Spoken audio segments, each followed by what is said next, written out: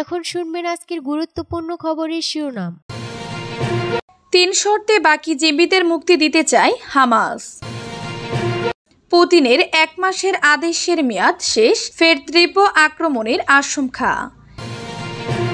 সেনানিবাসে যে বার্তা দিলেন ইরানি প্রেসিডেন্ট। চীনের শুল্ক নিয়ে মনোনীয় ট্রাম্প, আলোচনায় সমাধান। রাশিয়ার হয়ে যুদ্ধে আশুগঞ্জের তরুণ, ইউক্রেনের হামলায় মৃত্যুর খবর। ডক্টর ইউনুস বাংলাদেশকে নিপীড়নের ছায়া থেকে বের করে আনছেন, জানিয়েছেন হিলারি ক্লিন্টন।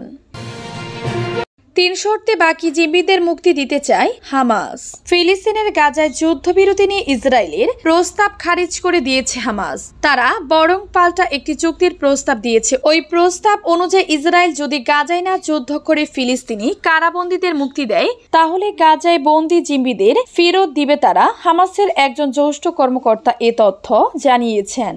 ওই কর্মকর্তার নাম খলিল আল হায়া। তিনি গাজায় যুদ্ধবিরতি নিয়ে হামাসের প্রতিনিধিদের নেতৃত্ব দিচ্ছেন।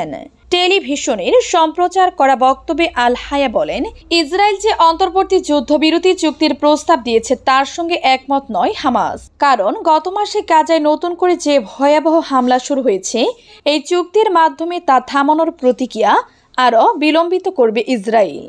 নিজেদের রাজনৈতিক উদ্দেশ্য পূরণের জন্য ইসরায়েলের প্রধানমন্ত্রী বেনিয়ামিন নেতানিয়াহু ও তার সরকার আংশিক চুক্তিকে ব্যবহার করতে চাচ্ছেন বলে উল্লেখ করেন হামাসের এই নেতা। তিনি বলেন, ওই চুক্তির ভিত্তি হলো ফিলিস্তিনদের ধ্বংস ও অনাহারে রাখার মাধ্যমে যুদ্ধ চালিয়ে যাওয়া, এমনকি সব জিম্মির জীবনের বিনিময়ে হলেও তারা তা করতে চায়। পুতিনের 1 মাসের আদেশের মেয়াদ শেষ, ফের তীব্র আক্রমণের আশঙ্কা। রাশিয়ার প্রেসিডেন্ট ভ্লাদিমির পুতিন ইউক্রেনের জ্বালানি অবকাঠামোতে হামলা না করার যে 30 দিনের আদেশ দিয়েছিলেন, তা শুক্রবার 18 এপ্রিল আনুষ্ঠানিকভাবে শেষ হয়েছে বলে জানিয়েছে ক্রেমলিন। গত 18 মার্চ যুক্তরাষ্ট্রের প্রেসিডেন্ট ডোনাল্ড ট্রাম্পের সঙ্গে এক টেলিফোন আলাপের পর রাশিয়া 1 মাসের হামলা বিরতির ঘোষণা দিয়েছিল। তবে ওই সময় থেকে মস্কো ও কিয়েভ একে অপরের বিরুদ্ধে চুক্তি লঙ্ঘনের অভিযোগ করে আসছিল। রুশ প্রেসিডেন্টের মুখপাত্র দিমিত্রি পেসকভ বলেন, 1 মাসের সময়সীমা শেষ হয়েছে। এখন পর্যন্ত প্রেসিডেন্ট পুতিনের পক্ষ থেকে নতুন কোনো নির্দেশনা নেই। এই অল্প সময়ের বিরতিটি ছিল যুদ্ধবিরতির জন্য ট্রাম্পের পক্ষ থেকে রাশিয়ার কাছ থেকে পাওয়া অন্যতম গুরুত্বপূর্ণ প্রতিশ্রুতি। তবে এর আগে পুতিন যুক্তরাষ্ট্র ও ইউক্রেনের যৌথভাবে প্রস্তাবিত সম্পর্ক ও নিঃশর্ত যুদ্ধবিরতির আহ্বান প্রত্যাখ্যান করেছিলেন। সেনা দিবসে যে বার্তা দিলেন ইরানি প্রেসিডেন্ট। জাতীয় সেনা দিবস উদযাপন করছে ইরান। দেশটির প্রেসিডেন্ট মাসুদ পেজিশকিয়ান ইরানের সর্বোচ্চ বাহিনীর শক্তি ও প্রস্তুতির পাশাপাশি তাদের প্রতিরক্ষা সক্ষমতায় স্বয়ংসম্পূর্ণতা অর্জন করার বিষয়ে প্রশংসা করেছেন। শুক্রবার পেজিশকিয়ান উচ্চ পদস্থ কর্মকর্তাদের সাথে তেহরানে একটি সামরিক কুচকাওয়াজে অংশ নেন। অনুষ্ঠানের ভাষণে পেজিশকিয়ান ইরান এবং সমৃদ্ধ অঞ্চলে শান্তি ও নিরাপত্তা অর্জনে সেনাবাহিনীর ভূমিকার প্রশংসা করেন। ইরানের প্রেসিডেন্ট বলেছেন, একটি শক্তিশালী এবং প্রস্তুত সেনাবাহিনীর উপস্থিতির মাধ্যমে সমাজে নিরাপত্তা ও শান্তি রক্ষা করা সম্ভব। যদি এই আশীর্বাদপূর্ণ শক্তি সমাজে না থাকতো, তাহলে আমাদের সমাজ থেকে নিরাপত্তা অদৃশ্য হয়ে যেত। পেজিশকিয়ান আরও বলেন, একটি শক্তিশালী এবং প্রস্তুত সেনাবাহিনীর অস্তিত্ব ইরানকে এই অঞ্চলে যোগাযোগ, শান্তি ও প্রশান্তি প্রতিষ্ঠায় শক্তিশালীভাবে বাস্তবায়ন করতে সক্ষম হয়েছে।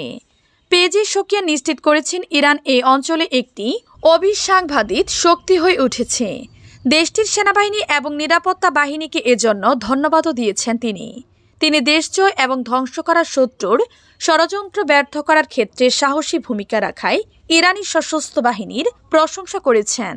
চীনের শুল্ক নিয়ে নমনীয় ট্রাম্প, আলোচনায় সমাধান।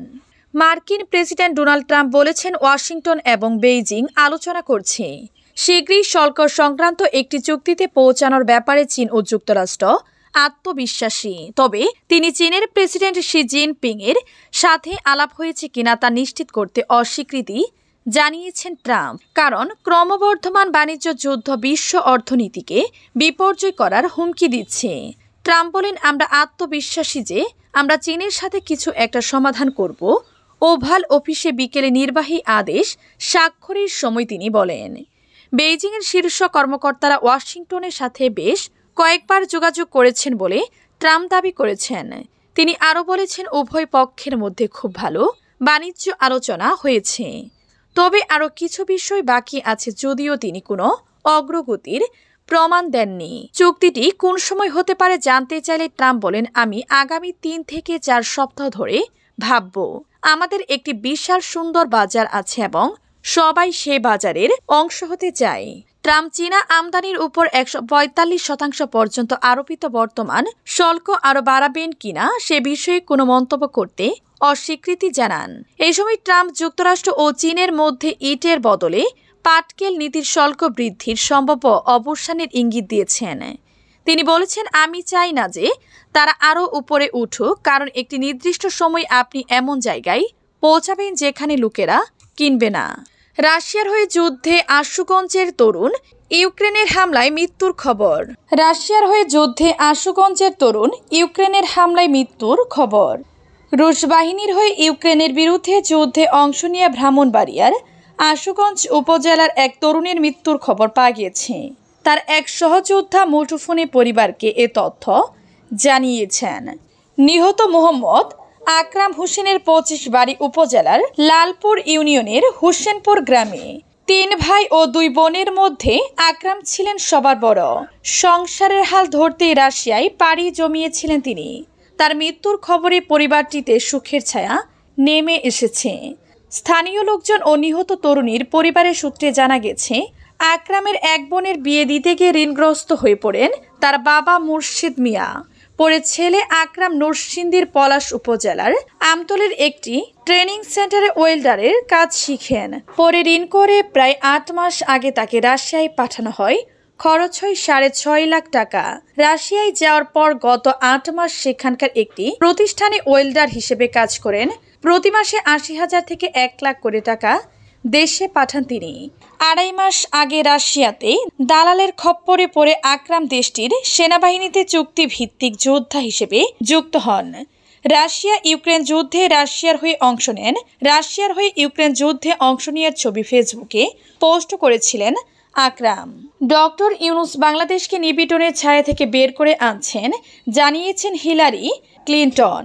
বিখ্যাত মার্কিন সামরিকী টাইম ম্যাগাজিনের 2025 সালের প্রভাবশালী 100 ব্যক্তির তালিকায় জায়গা পেয়েছেন বাংলাদেশের অন্তর্বর্তী সরকারের প্রধান উপদেষ্টা ডক্টর মোহাম্মদ ইউনুস। শান্তিতে নবেরজয়ী ডক্টর ইউনুসের নিয়ে টাইম ম্যাগাজিনে প্রকাশিত নিবন্ধনে সাবেক মার্কিন পররাষ্ট্রমন্ত্রী হিলারি রডহ্যাম ক্লিনটন জাতির ইতিহাসের এক গুরুত্বপূর্ণ মুহূর্তে আবারও নেতৃত্বের পদে